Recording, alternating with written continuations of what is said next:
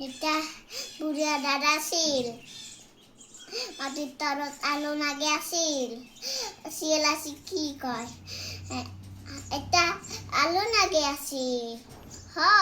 শিয়াল কৈছে কাছাই না গাছ না উচাই কাছাই তাৰপিছত বুঢ়ীটা ঘৰত যাই ঘুমি আছিল সেইবোৰে চব কি শিয়াল খাই হেনে হাগি হেনে তাতে মাটিৰ তলত নাগে হেনে বুঢ়ীটা কান্দে নাচছে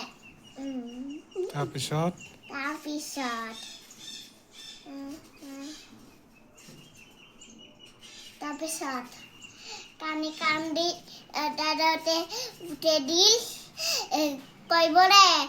শিয়াল না সব আলু খাই হেনে মাটিৰ তলত হাগা নাগি দিছে আৰু তাতে সময় কান্দি আছিল তাৰপিছত কইবৰে অ বুঢ়ী